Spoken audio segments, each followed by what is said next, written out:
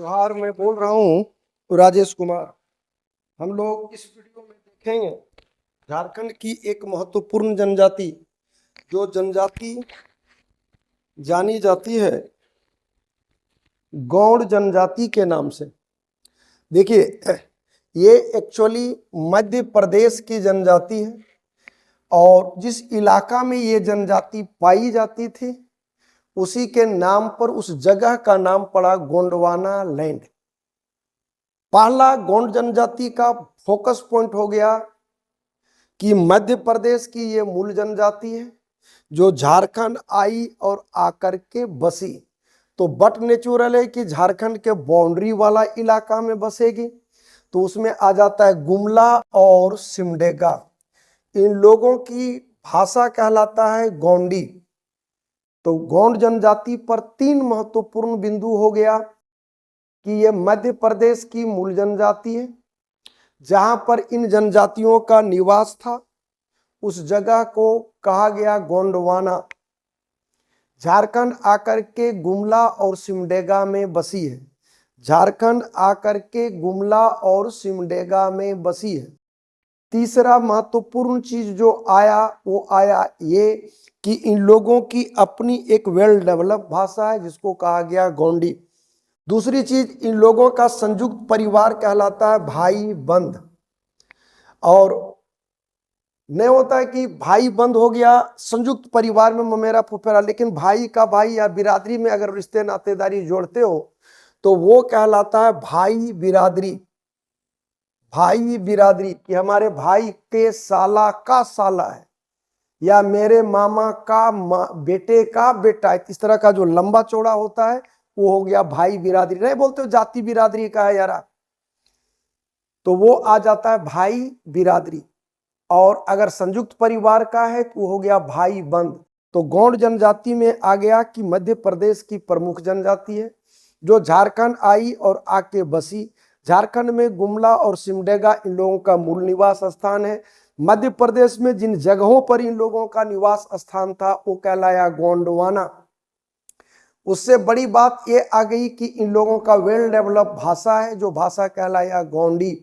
दो चीज और आ गया, एक आ गया भाई बंद और एक आ गया भाई बिरादरी। तीन वर्गों में बटा हुआ है। एक समाज का टॉप क्लास वर्ग जो अभिजात वर्ग कहलाएगा, एक सामान्य वर्ग मिडिल क्लास, और एक खेतीहर वर्ग जो खेती बाड़ी का काम करेगा। तीन कैटेगरी में बटी हुई जनजाति है गौड़। मध्य प्रदेश से आकर बसी हुई जाति है गौड़। मध्य प्रदेश में जहां निवास करती है जनजाति वो जगह कहलाया गोंडवाना। ठीक है, इन लोगों की भाषा हो गई गोंडी। भारत में कहां बसी तो गुमला और सिमडेगा में। भाई बंद संयुक्त परिवार के रिश्तेदार नातेदार को चचेरा भाई, ये सब आ जाएगा भाई बंद में। भाई परिवार के ही रिश्तेदारों के रिश्तेदार के समूह को भाई बिरादरी कहा गया। इन लोगों के युवागिरी का नाम है घोटुल, घोटुल या गोटुल। ये लोग भी करता है झूम खेती का काम करता है।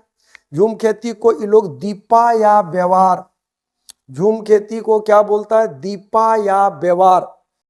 झूम खेती को क्या बोला दीपा या व्यवहार। झूम खेती को क्या बोला दीपा या व्यवहार। इन लोगों का प्रमुख देवता कहलाता है ठाकुर देव। ध्यान रखना, मुख्य देवता हो गया कौन ठाकुर देव। प्रत्येक गोत्र परसापन नामक कुल देवता की पूजा करता है, तो कुल देवता की पूजा करेगा वो क्या कहलाएगा परसापन। कुल देवता की पूजा करने वाले को कहा जाता है फरदंग। मतलब जो नहीं होता है कि बोल हम सहेंगे हम पूजा करेंगे, तो जो हम पूजा करेंगे वो लोग क्या कहलाएगा फरदंग। क्या कहलाएगा फरदंग। धार्मिक काम करने वाला बैगा और बैगा का जो सहायक होता है वो कहलाता है मती। दोनों लाइन बड़ी इंपॉर्टेंट है। बैगा बहुत जनजाति में ध्यान रखना। तो यारा गौंड जनजाति में क्या हुआ कि मध्य प्रदेश की जनजाति है जहां वो निवास करती वो जगह गोंडवाना कहलाया। दूसरा चीज, इन लोगों की अपनी एक भाषा है जो भाषा कहलाती है गोंडी।